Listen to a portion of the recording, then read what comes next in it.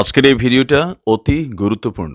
দেখা মাত্র প্রত্যেকটা বাংলাদেশী নাগরিক এটা ভিডিওটা শেয়ার করে দিবেন, কারণ আমি যে তথ্যগুলো দিচ্ছি 20শে জানুয়ারি 2025 এই দিনটি সকলে ক্যালেন্ডারে মার্ক করে নিন, কারণ এই দিন থেকে আগামী 4 বছরের জন্য জিওপলিটিক্যাল সারফেস সম্পূর্ণভাবে বদলে যেতে চলেছে পৃথিবীর মানচিত্রে।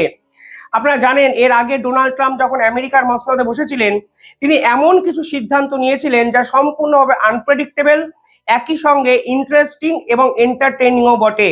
অর্থাৎ most unpredictable president of US Donald Trump 20শে জানুয়ারি 2025-এ ফের একবার শপথ নিতে চলেছেন। আর এই শপথ গ্রহণ অনুষ্ঠানকে কেন্দ্র করে গোটা বিশ্ব, গোটা পৃথিবীর বহু দেশ কার্যত উত্তেজনায় টগবগ করে ফুটছে। ডোনাল্ড ট্রাম্পের এই ক্ষমতায় আসা পৃথিবীর বহু দেশের কাছে অশনি সংকেত। বিশেষ করে মধ্যপ্রাচ্যের একাধিক দেশ ডোনাল্ড ট্রাম্প ক্ষমতায় বসে ঠিক কি সিদ্ধান্ত নেবেন তা জানার জন্য অধীর আগ্রহে অপেক্ষা করছে। অন্যদিকে একাধিক দেশ আবার অতটাও চিন্তিত নয়, কারণ ডোনাল্ড ট্রাম্পের সঙ্গে তারা অত্যন্ত ভালো বন্ধুত্বপূর্ণ এক সহাবস্থান করেছে এর আগেও এবং ভবিষ্যতেও করবে, যার মধ্যে ভারত কিন্তু অন্যতম। ডোনাল্ড ট্রাম্পের যদি ইনভিটেশন লিস্ট দেখেন, মানে 20শে জানুয়ারি 2025-এ যে শপথ গ্রহণ অনুষ্ঠানটি আমেরিকায় হচ্ছে, সেই ওয়াশিংটনে যে অনুষ্ঠান হচ্ছে তার যদি ইনভিটেশন লিস্ট দেখেন, আপনারা ইতিমধ্যেই কিন্তু আগাম আভাসটা পেয়ে যেতে শুরু করতে পারেন যে কাদের সঙ্গে ডোনাল্ড ট্রাম্প ভবিষ্যতে অত্যন্ত ভালো সম্পর্ক রাখবে এবং আগামী 4 বছর আমেরিকা যুক্তরাষ্ট্রের সঙ্গে সেই দেশের সম্পর্ক আরো ভালো জায়গায় পৌঁছাতে পারে। এই লিস্টে যারা আছে তারা নিঃসন্দেহে অত্যন্ত প্রভাবশালী এবং আমেরিকা যুক্তরাষ্ট্রেরও তাদেরকে একই সঙ্গে যে দরকার তা কিন্তু বুঝিয়ে দেওয়া হয়েছে ডোনাল্ড ট্রাম্পের ক্ষমতা দখলের ঠিক আগেই। আর উল্লেখযোগ্য বিষয় কি জানেন, আমেরিকার সব থেকে মোস্ট পাওয়ারফুল ব্যক্তি, বিশ্বের সবচেয়ে মোস্ট পাওয়ারফুল ব্যক্তি হচ্ছেন ডোনাল্ড ট্রাম্প। আরো একটা বিষয়ে কিন্তু আভাস পাওয়া গেছে, যখন আমেরিকা প্রেসিডেন্ট নির্বাচিত হয় তখন এই শপথ গ্রহণ অনুষ্ঠানের টাকা আমেরিকান প্রেসিডেন্টরা বিভিন্ন জায়গা থেকে ডোনেশন বাবদ কালেক্ট করেন। এর আগে যখন বাইডেন শপথ নিয়েছিলেন তখন এই টাকা কিন্তু বিভিন্ন এজেন্সি, বিভিন্ন সমাজসেবী সংস্থা, বিভিন্ন মানুষ কিন্তু অ্যাজ এ ডোনেশন সেই প্রেসিডেন্টকে দেন। আর ডোনাল্ড ট্রাম্প এখনই ডোনেশন বাবদ যে টাকাটা তুলেছে তা কিন্তু আমেরিকার ইতিহাসে সমস্ত রেকর্ডকে ছাপিয়ে চলে গেছে। প্রায় যদি সংখ্যার হিসাবে বলেন তাহলে $170 মিলিয়ন। এই $170 মিলিয়ন ডোনাল্ড ট্রাম্প শপথ গ্রহণ অনুষ্ঠানের জন্য সারা বিশ্ব থেকে অ্যাজ এ ডোনেশন রিসিভ করেছেন, যার আনুমানিক ভারতীয় মূল্য হলো 1500 কোটি টাকা। অর্থাৎ বিভিন্ন প্রেসিডেন্টরা এর আগে যখন শপথ নিয়েছিলেন তখন 30 থেকে $40 মিলিয়ন সর্বসাকুল্যে তারা সংগ্রহ করতে পারতেন, কিন্তু এবার আমেরিকার প্রেসিডেন্ট ডোনাল্ড ট্রাম্প গোটা বিশ্ব থেকে ডোনেশন কালেক্ট করেছেন 1500 কোটি টাকা। আর এই 1500 কোটি টাকা কারা দিয়েছেন? যারা ডোনাল্ড ট্রাম্পকে সমর্থন করেছেন এবং পরবর্তী 4 বছর ডোনাল্ড ট্রাম্পকে প্রয়োজন বলে বিবেচনা করেছেন। বিভিন্ন ব্যবসায়ী সংগঠন, হাই প্রোফাইল বিজনেসম্যান, একাধিক বহুজাতিক সংস্থা ডোনাল্ড ট্রাম্পের শপথ গ্রহণের অফিসিয়াল স্পন্সর বা পার্টনারশিপ করতে চেয়েছেন এই অনুষ্ঠানকে সামনে রেখে, যা নিঃসন্দেহে নজিরবিহীন। এই অনুষ্ঠানে আরো একটা উল্লেখযোগ্য দিক আছে। ডোনাল্ড ট্রাম্প বেছে বেছে কাদেরকে ইনভাইট করেছে জানেন? ডোনাল্ড ট্রাম্প তাদেরকে ইনভাইট করেছেন যারা রাইট উইং পলিটিক্সে বিশ্বাস করেন।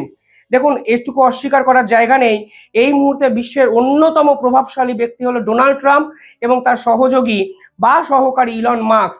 অর্থাৎ তারা দুজন যা চাইবেন আমেরিকা যুক্তরাষ্ট্র আগামী 4 বছর ঠিক সেই পথে গোটা বিশ্বকে চালনা করার চেষ্টা করবেন, তা কিন্তু এখনই আন্তর্জাতিক বিশেষজ্ঞরা বলতে শুরু করে দিয়েছেন। আর এই ডোনাল্ড ট্রাম্পের এই শপথ গ্রহণ অনুষ্ঠানে ভারত থেকে অনুষ্ঠানে যোগদান করছেন জয়শঙ্কর। আমেরিকা যুক্তরাষ্ট্রের প্রেসিডেন্ট ভারতকে অফিসিয়ালি ইনভাইট করেছেন। এখানে অনেকে প্রশ্ন করেন নরেন্দ্র মোদী কেন এই ধরনের অনুষ্ঠানে যাচ্ছেন না। দেখুন, ভারত কিন্তু পার্টিকুলারলি এই শপথ গ্রহণ অনুষ্ঠান নিয়ে একটা আনসেইড অফিসিয়াল পলিসি নিয়েছেন, যা অফিসিয়ালি তারা ঘোষণা না করলেও আপনি যদি ট্র্যাডিশন দেখেন তাহলে দেখবেন নরেন্দ্র মোদী কিন্তু কোনো রাষ্ট্রেরই শপথ গ্রহণ অনুষ্ঠানে শেষ 5 থেকে 6 বছর যাননি। আপনাদের হয়তো ইরানের এই শপথ গ্রহণ অনুষ্ঠানের কথা মনে থাকতে পারে, যেখানে ইব্রাহিম রাইসি প্লেন দুর্ঘটনায় মারা যাওয়ার পর নতুন প্রেসিডেন্ট দায়িত্ব নিয়েছিলেন এবং সে সময় কিন্তু দায়িত্ব নিয়েই তিনি ভারতকে অফিসিয়ালি ইনভাইট করেছিলেন। কিন্তু সে সময় ভারত থেকে নরেন্দ্র মোদী না গিয়ে আরও এক মিনিস্টার মন্ত্রী নীতিন গডকরিকে ভারতের প্রতিনিধিত্ব করার জন্য ইরানে পাঠানো হয়েছিল। ফলে সব মিলিয়ে এই পুরো অনুষ্ঠানে যোগদান করছেন ভারতের বিদেশমন্ত্রী জয়শঙ্কর। শুধু যোগদান করা নয়, এই শপথ গ্রহণ অনুষ্ঠান শেষের পর তিনি ট্রাম্প ক্যাবিনেটের একাধিক উচ্চপদস্থ অফিসিয়ালদের সঙ্গে হাই প্রোফাইল মিটিং করবেন। সেই মিটিংয়ে কিন্তু ভবিষ্যতে অন্তত আগামী 4 বছরের জন্য দক্ষিণ পূর্ব এশিয়ার জিওপলিটিক্যাল সারফেসে যে পরিবর্তন আমেরিকা যুক্তরাষ্ট্র ভারতকে সঙ্গে নিয়ে চায় তার রূপরেখা কিন্তু তৈরি হয়ে যাবে। অর্থাৎ নিঃসন্দেহে হাই প্রোফাইল অনুষ্ঠান, আমেরিকা, ভারত, গোটা বিশ্ব এই অনুষ্ঠানের দিকে তাকিয়ে থাকবে এবং ভারতবাসী, আমেরিকাবাসী এবং বিশ্ব আঙিনায় আরো 2 দেশ এই জয়শঙ্কর এবং ডোনাল্ড ট্রাম্পের হাই প্রোফাইল মিটিং এর দিকে তাকিয়ে থাকবে। তার নাম হলো পাকিস্তান এবং বাংলাদেশ। কারণ আমেরিকা এবং ভারতের পলিসির উপর মোহাম্মদ ইউনূসের ভাগ্য নির্ধারণ হবে, তা কিন্তু এখনই বলে দেওয়া যায়। আমি দুদিন আগে একটি ভিডিওতে বলেছিলাম, যখন বাইডেন তার একমাত্র বিশ্বাসযোগ্য দূত সুলেভান বা সালিভান, যে নামেই আখ্যায়িত করতে পারেন, তাকে ভারতে পাঠাচ্ছে অজিত দোভালের সঙ্গে মিটিং করতে, এবং সেই মিটিংয়ে 100% বাংলাদেশ এবং মোহাম্মদ ইউনূসের ভবিষ্যৎ নিয়ে আলোচনা হবে। অনেকে সেদিন বলেছিলেন কিসের জন্য সালিভান বাংলাদেশকে নিয়ে আলোচনা করবে, কিন্তু সালিভান দেশে ফিরে গিয়ে একদম অফিসিয়ালি প্রেস কনফারেন্স করে জানিয়ে দেওয়া হয়েছে আমেরিকার পক্ষ থেকে, বাংলাদেশের নির্বাচনের রূপরেখা ভারত এবং আমেরিকা দুজন মিলেই ঠিক করবে এবং বাংলাদেশকে স্থিতিশীল করার জন্য আমেরিকা এবং ভারতই কাজ করবে, তা নিয়ে ভারতে এসে আলোচনা করা হয়েছে। এবং শেখ হাসিনার বিদায়ের পিছনে জো বাইডেন দায়ী নয়, সেরকমই নাকি বিশ্বাস করে ভারতবর্ষ নিজেই। অর্থাৎ একের পর এক ন্যারেটিভ ক্রিয়েট করার চেষ্টা করে গেছেন জো বাইডেন, এবং জো বাইডেন পরিষ্কারভাবে ভারতকে সাক্ষী করে গোটা বিশ্ব মানচিত্রে এই ধরনের ন্যারেটিভ তৈরি করার চেষ্টা করছেন। ঠিক ডোনাল্ড ট্রাম্প তখনই জয়শঙ্করকে ইনভাইট করলেন। অর্থাৎ জিও পলিটিক্যাল সারফেসে আপনারা স্বীকার করুন বা না করুন, ভারতবর্ষ যে বিশ্ব মানচিত্রে টপ 5 মোস্ট প্রভাবশালী দেশের তালিকায় সহজেই জায়গা করে নিয়েছে, অন্তত আমেরিকার এই ধরনের ডুয়েল মেন্টালিটি কিংবা প্রেসিডেন্টের দ্বিচারিতাগুলোকে দেখেই ইতিমধ্যেই বোঝা যাচ্ছে।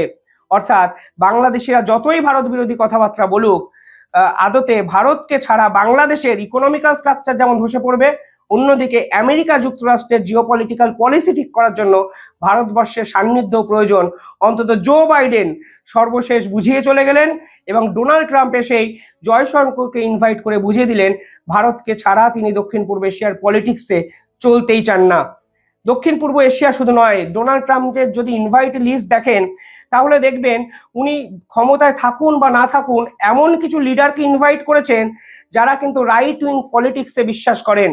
মানে আপনারা যদি দেখেন ফ্রান্সের ন্যাশনাল কনজারভেটিভ পার্টি, তার সর্বময় লিডারকে কিন্তু ডোনাল্ড ট্রাম্প আমন্ত্রণ জানিয়েছেন। একে কিন্তু ফ্রান্সের ইলন মাস্ক বলা হয়। পরবর্তীকালে জার্মানির একাধিক রাইট উইং লিডারকে তিনি ইনভাইট করেছেন। শোনা যাচ্ছে হাঙ্গেরির যে প্রাইম মিনিস্টার, তিনি কিন্তু ডোনাল্ড ট্রাম্পের শপথ গ্রহণ অনুষ্ঠানে যোগদান করবেন। আরো বিস্তারিত যদি আপনারা খবর নেন তাহলে দেখবেন ইসরায়েলের যে প্রাইম মিনিস্টার বা প্রেসিডেন্ট নেতানিয়াহু, তিনি ডোনাল্ড ট্রাম্পের এই শপথ গ্রহণ অনুষ্ঠানে যোগদান করতে পারেন। অর্থাৎ বার্তাটা পরিষ্কার, ইসলামিক মৌলবাদের বিরুদ্ধে যারা লড়াই করছেন তাদেরকে এককাট্টা করার চেষ্টা করছেন ডোনাল্ড ট্রাম্প এবং ইলন মাস্ক জুটি। এবং গোটা পৃথিবীর রূপরেখা আগামী 4 বছরের মধ্যে বিভিন্ন ক্ষেত্রে যে বদলে যাচ্ছে তা কিন্তু ইতিমধ্যেই বলা যেতে পারে। পাশাপাশি ডোনাল্ড ট্রাম্প কিন্তু চায়নার প্রেসিডেন্ট সি জিনপিংকেও কিন্তু ইনভাইট করেছেন। যদিও এখানে চায়নার প্রেসিডেন্ট পরিষ্কারভাবে জানিয়ে দিয়েছেন তিনি হয়তো এই অনুষ্ঠানে যোগদান করবেন না। যদিও তিনি খুব রাশ কোনো ডিসিশন দেননি, তিনি অত্যন্ত বিনয়ের সঙ্গে বলেছেন চায়না তার টপ মোস্ট অফিসিয়ালকে এই ডোনাল্ড ট্রাম্পের অনুষ্ঠানে যোগদান করার জন্য পাঠাবেন। অর্থাৎ ডোনাল্ড ট্রাম্প চাইছেন বিশ্ব আঙিনায় সমস্ত প্রভাবশালী দেশকে একজোট করতে, এককাট্টা করতে, যেন পরবর্তী 4 বছর আমেরিকা জিওপলিটিক্যাল সারফেসে অন্য নজির তৈরি করতে পারে। আর এখানেই অশনি সংকেত দেখছে বিশ্ব আঙিনায় দুটো দেশ, একটি পাকিস্তান, অন্যটি বাংলাদেশ।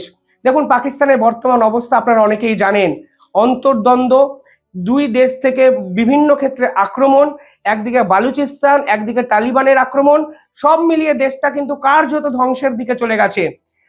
আইএমএফ পরিষ্কারভাবে জানিয়ে দিয়েছে তারা পাকিস্তানকে লোন দেবেন না, এবং আইএমএফ এর নির্দেশ অনুযায়ী পাকিস্তান সরকার 1.5 লক্ষ সরকারি কর্মচারীকে কাজ থেকে বার করে দিয়েছে উইদাউট এনি নোটিসে।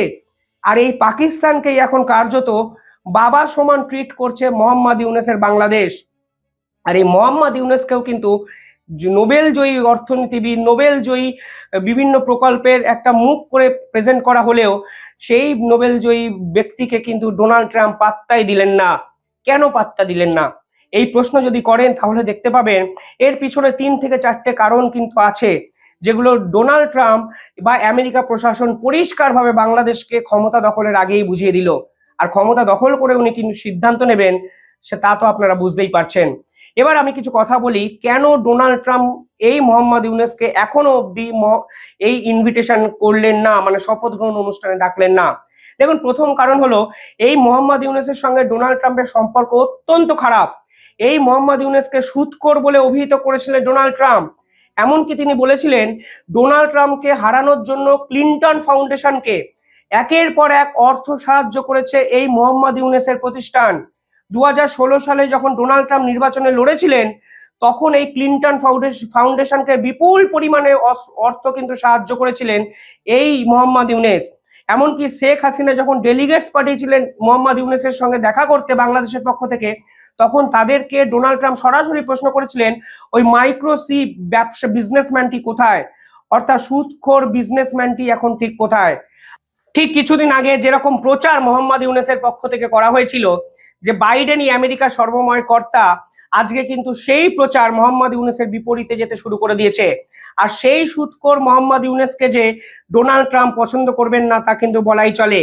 ইতিমধ্যেই ডোনাল্ড ট্রাম্প এই আমেরিকা যুক্তরাষ্ট্রের পক্ষ থেকে সরাসরিভাবে মানে বাংলাদেশকেও বার্তা দিয়ে দিয়েছেন ঠিক ভোটের আগে। সংখ্যালঘুর উপর অত্যাচার, আইন শৃঙ্খলার অবনতি, একাধিক ক্ষেত্রে ডোনাল্ড ট্রাম্প ক্ষমতা দখলের আগেই মোহাম্মদ ইউনূসের সঙ্গে কিন্তু টাসেলে চলে গেছেন। আরো দুটো কথা আপনাদের বলে দিই, যখন ডোনাল্ড ট্রাম্প ক্ষমতায় আসেন তখন দুটো উল্লেখযোগ্য জিনিস হয়। এক যেটা হয়েছিল সেটা হলো শেখ হাসিনা ডোনাল্ড ট্রাম্পকে কংগ্রাচুলেট করে একটি টুইট করেছিলেন। অর্থাৎ শেখ হাসিনার সঙ্গে ডোনাল্ড ট্রাম্পের যে সম্পর্ক এখানে কিন্তু মোহাম্মদ ইউনূসের বিপরীতে যেতে শুরু করে। তখন মোহাম্মদ ইউনূসের পক্ষ থেকে ভাসিয়ে দেওয়া হয় না না বাবা, রিপাবলিকানদের যে পার্টি আছে, ডোনাল্ড ট্রাম্পের যে পার্টি আছে, তাদের মধ্যেও নাকি মোহাম্মদ ইউনূসের অনেক বন্ধু বান্ধব আছে।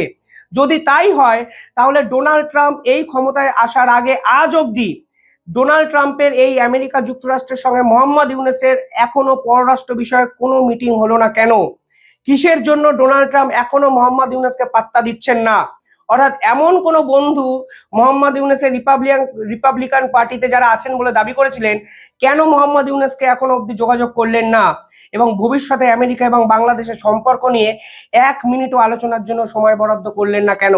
অর্থাৎ পুরোটাই ভাওতাবাজি, পুরো বিষয়টাই বাংলাদেশ মানুষকে ভুল বোঝানোর একটা খেলা। এমনকি এই পুরো বিষয়টায় আরো তালগোল পাকিয়ে দিয়েছেন মোহাম্মদ ইউনূসের এই সকল সমন্বয়করা। মনে আছে সমন্বয়করা কি বলেছিলেন? সমন্বয়করা বলেছিলেন আমেরিকার উপর নাকি বাংলাদেশের পররাষ্ট্রনীতি ডিপেন্ড করে না। অর্থাৎ ডোনাল্ড ট্রাম্পকে তারা পাল্টা আক্রমণ করার চেষ্টা করেছিলেন। এমনকি যে সকল আওয়ামী লীগ কর্তা, আওয়ামী লীগ কর্মীরা ডোনাল্ড ট্রাম্প ক্ষমতায় আসার পর বাংলার রাজপথ জুড়ে কংগ্রাচুলেট করছিলেন, পোস্টার নিয়ে উচ্ছ্বাস প্রকাশ করছিলেন, তাদেরকে আক্রমণ করেছেন এই মোহাম্মদ ইউনূসের সমন্বয়কদের কিছু চামচা।